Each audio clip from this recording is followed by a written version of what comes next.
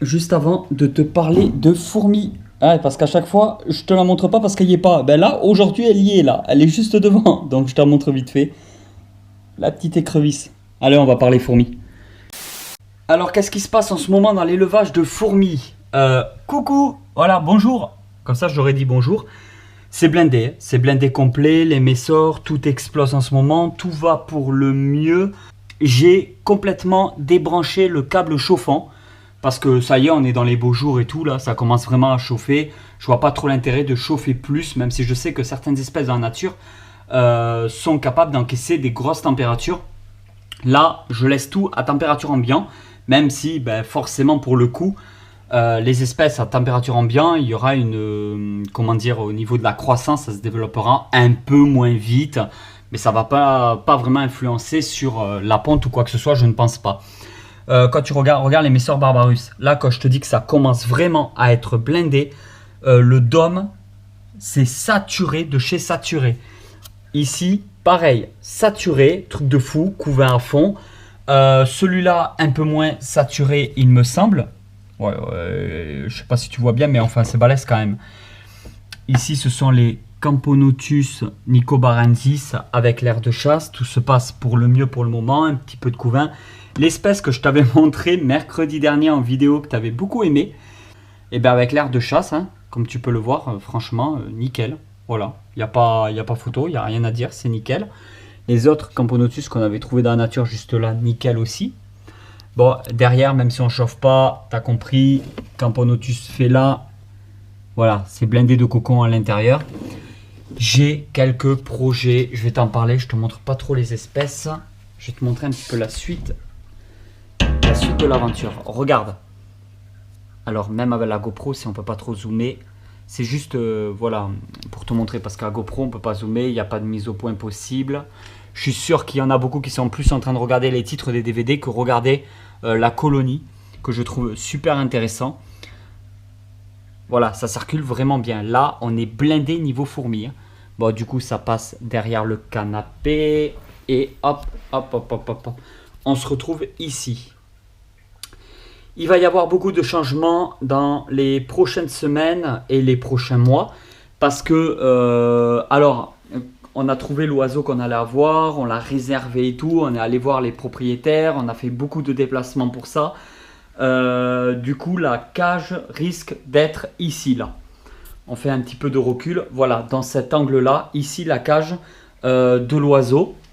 Il y a quand même une grosse surface ici qui serait encore beaucoup plus gros parce que ça peut aller jusqu'au mur. Il n'y aura rien qui gênera. On enlèvera tout, la plante, tout. Peut-être, hein, c'est pas encore sûr, mais ça, il y aura vraiment des vidéos sur le sujet. Si la cage, on la met ici, l'aire de chasse que tu vois juste là, la cage sera surélevée. Genre à ça, en hauteur à peu près 40 cm plus haut que l'aire de chasse.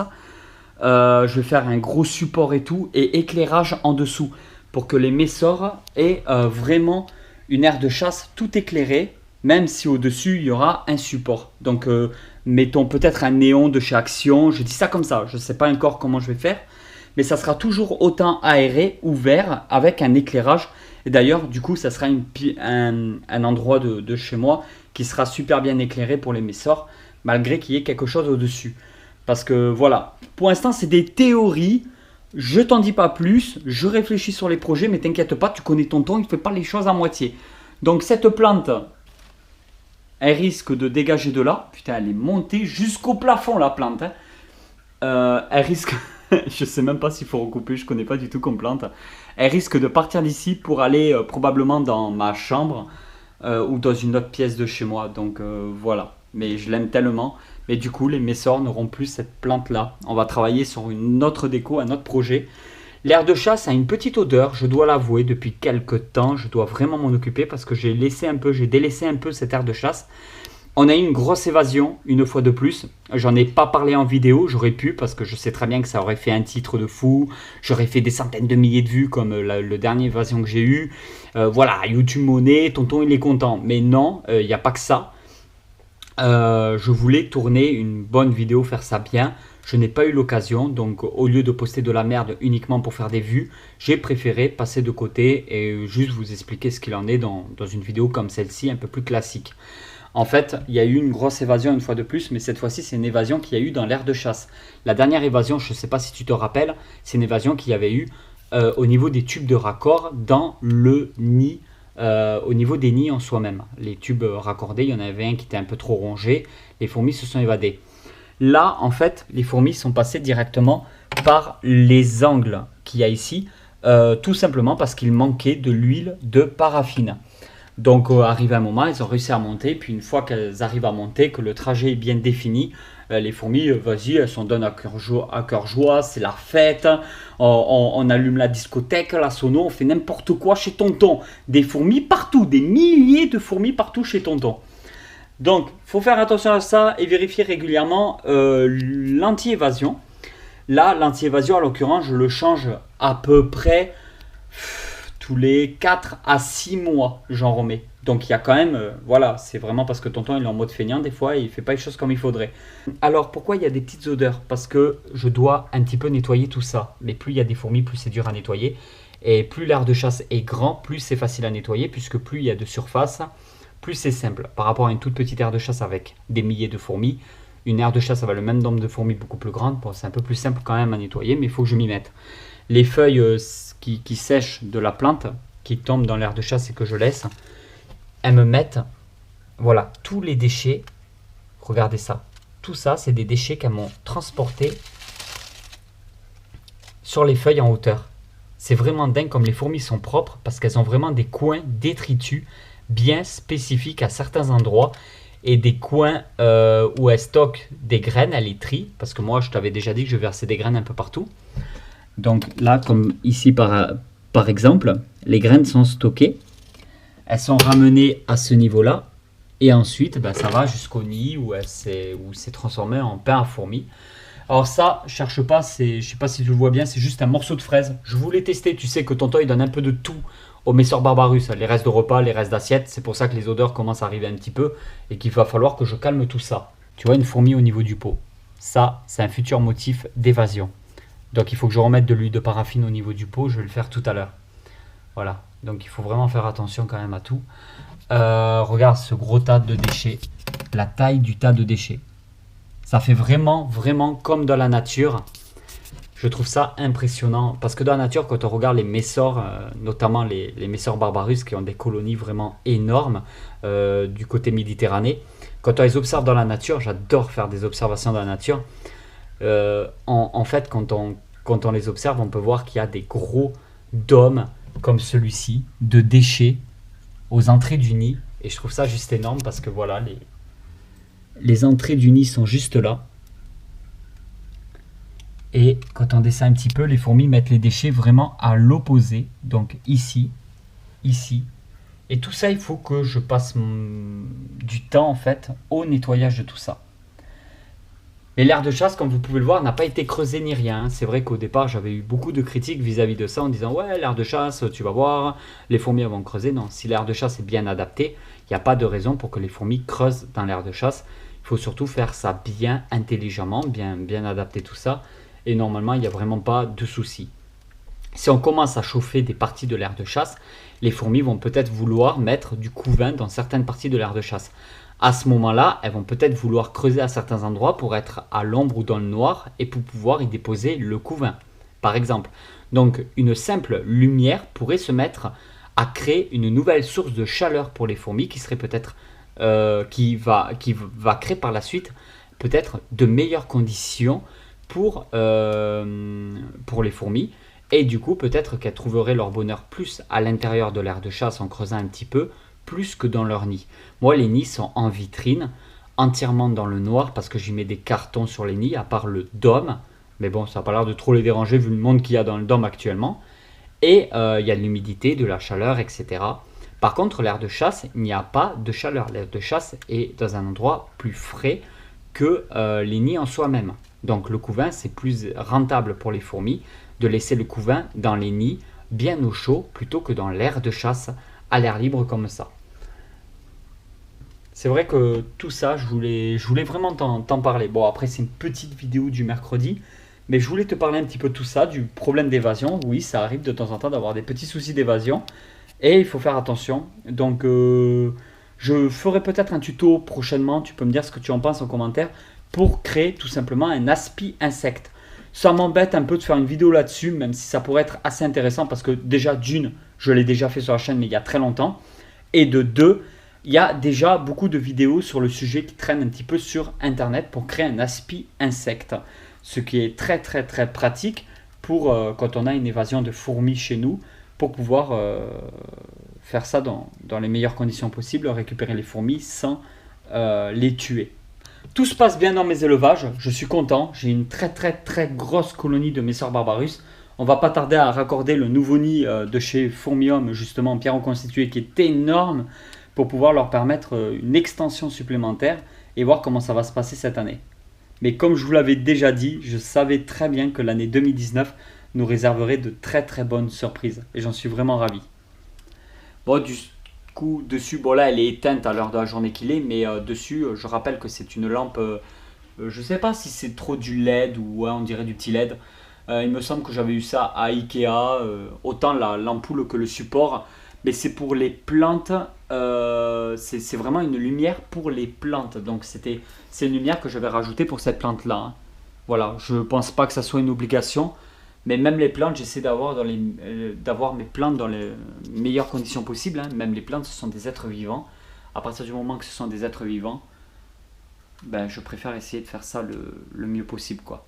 Mais je suis quand même, enfin, ravi, voilà, du résultat de ce que j'arrive à entreprendre progressivement. Et puis on continue dans les projets. Petit oiseau, on continue dans les projets petit oiseau. Alors l'oiseau, je ferai vraiment une vidéo là-dessus. Parce que bon, bah, pour l'instant, il a été réservé, c'est un petit bébé. Mais on fera vraiment une vidéo avec Célie sur le sujet. Mais du coup, le temps qu'il soit bien comme il faut, sevré, qu'il se nourrit vraiment bien, que tout se passe dans les meilleures conditions possibles, l'oiseau sera vraiment sur la chaîne fin août, début septembre. Voilà, il faudra encore attendre un petit peu. Je suis désolé, de toute façon, après, bon, bah, il y a les vacances d'août. Moi, je continue à poster des vidéos. Mais toi, profite, pars en vacances, amuse-toi et reviens me voir pour la rentrée. C'est vraiment une petite vidéo un petit peu basique, juste pour prendre le temps de discuter, de parler, de te montrer un petit peu tout ça, que tout avance quand même, que surtout que j'ai coupé le chauffage, donc je vais voir dans les prochains jours, dans les prochaines semaines, comment ça se passe. Est-ce que vraiment je vais ressentir une diminution au niveau du couvain, de l'évolution de mes fourmis, ou au contraire tout va se développer encore mieux. J'ai peut-être un projet d'aire de chasse en extérieur, quelque chose que j'ai jamais encore expérimenté chez moi, ça veut dire des raccords de tubes de l'intérieur de chez moi qui irait jusqu'à une aire de chasse à l'extérieur. Je ne sais pas ce que tu en penses, parce qu'à l'extérieur, on peut faire venir forcément dans l'aire de chasse des nouveaux prédateurs, des choses comme ça. Je ne sais pas encore comment je vais expérimenter ça, parce qu'à l'extérieur, il peut y avoir un peu de pluie, il peut y avoir pas mal de choses. Mais alors là, on se rapprocherait vraiment à l'extrême de ce qu'on peut retrouver dans la nature. Et je pense pas que c'est quelque chose que j'aurais vu, non, je pense pas l'avoir vu sur YouTube. Peut-être sur des chaînes étrangères, il y a pas mal de temps peut-être. Il faudrait voir, mais ouais, j'ai pas mal de projets peut-être à ce niveau-là, mais c'est pas encore sûr. Et vous commencez à me connaître, j'aime pas balancer, divulguer, dire par rapport à des nouveaux projets comment ça va se passer si je le fais pas par la suite et en décevoir plus d'un. Donc on va voir ça ensemble au fur et à mesure du temps. Je voulais vous remercier aussi pour tous vos likes, vos partages, les retours. Quand je regarde les analytiques YouTube, j'hallucine tout le temps de me dire que c'est incroyable d'arriver là en faisant une chaîne sur les animaux. Voilà, les serpents, les reptiles, je sais que ça plaît pas à tout le monde. L'aquariophilie encore ça plaît un peu plus, mais j'en fais pas souvent, j'ai que 2 petits aquariums. Les fourmis, alors là c'est ce qui plaît le moins. Mais je continue à partager cette passion avec vous et enfin je suis étonné d'arriver aussi loin avec cette chaîne YouTube, d'avoir autant de rencontres derrière, parce que vous voyez en fait la chaîne YouTube, on va dire que c'est le côté visible de l'iceberg. Ça veut dire que vous voyez les vidéos qui sortent, vous pouvez regarder plus ou moins le nombre de vues, vous pouvez regarder le nombre de likes que j'ai, le nombre de commentaires que j'ai, voilà, tout ce côté-là, c'est la partie visible. Vous voyez Tonton en train de se filmer, mais je montre ce que j'ai envie de montrer, et je montre une certaine facette de moi en fait. Mais après, pour ceux qui ne me connaissent pas dans la réalité, c'est pas dit que je sois exactement comme je suis en vidéo, quoi. J'essaie d'être le plus naturel possible, mais des fois je fais attention à ce que je vais dire, j'ai pas envie de dire des bêtises, j'ai pas envie de... Voilà, c'est assez compliqué par rapport à YouTube. Mais ensuite, derrière ça, il y a toute la face immergée de l'iceberg qui est immense et qui représente vraiment YouTube, ma vie, toute ma vie qu'il y a eu grâce à YouTube en fait derrière ça. Parce que vous vous en rendez pas compte, mais c'est un truc tellement immense tout ce qui m'arrive, les contacts que j'ai, les gens avec qui je parle. Tu vois, je parle avec des gens qui sont directeurs de parcs zoologiques, je parle avec une personne aussi en ce moment, on discute vachement ensemble, qui est pilote d'avion. Il y a des personnes qui sont avocats, il y a des personnes de tous les milieux, des militaires, des gendarmes, de la police, des personnes DJ en boîte. Il y a tellement, vous êtes tellement nombreux en fait qu'il y a de tous les milieux, de tous les secteurs, de tous les tranches d'âge, de toutes les cultures. Et je trouve ça vraiment énorme et pour moi c'est hyper enrichissant de parler avec vous, de parler avec des gens comme ça, de communiquer avec des gens comme ça qui ont un point de vue sur la politique, sur la vie, sur le monde en général qui est totalement différent de mon point de vue. Et j'en apprends, et j'en apprends, et je découvre des nouvelles choses, je découvre des nouveaux plats, des nouveaux repas, des nouveaux trucs. Que tout ça, je ne le montre pas ni sur Instagram, je ne le montre pas ni dans la vie de tous les jours. Je ne montre pas en fait toute ma vie derrière, ma vie privée, tout ce que j'ai, mais qui est en partie grâce à YouTube. Et je trouve ça vraiment, je trouve franchement que YouTube est une aventure extraordinaire. Vraiment quelque chose qu'il faut vivre au moins une fois. Et je trouve que c'est génial. Et vraiment, si un jour tu veux te mettre sur YouTube, vas-y, fonce. Ne t'attends pas à faire grand chose au niveau des sous, ne t'attends pas à vivre de YouTube. Franchement, ne fais vraiment pas ça pour ça. Mais fais des vidéos, cherche pas forcément un concept, fais juste des vidéos que tu as envie de faire, juste montre des choses qui t'intéressent parce qu'à partir du moment que c'est des choses qui t'intéressent, ben c'est obligé forcément que ça intéresse aussi d'autres personnes, que ça soit dans n'importe quoi, dans le graphe, dans les tatouages, dans les motos, dans le surf, dans les animaux, dans la nature, les plantes. Tu peux faire des vidéos sur le camping, tu peux faire des vidéos sur je sais pas, les différents hôtels de France, tu peux faire des vidéos sur tout ce que tu veux, tout ce qui te passionne, tout ce qui t'intéresse, sur les voyages, sur le vélo, le skate, le BMX, sur tout. Fais ce que tu aimes, fais-toi plaisir et forcément ça peut être que bénéfique. Et tu sais pas, peut-être qu'un jour ça pourrait changer ta vie. Et voilà tout le monde, j'espère vraiment que cette vidéo vous a plu. Si cette vidéo vous a plu, vous pouvez toujours mettre un petit pouce bleu, partager la vidéo. Et je vous dis à très vite pour une nouvelle aventure. Allez tout le monde, ciao ciao.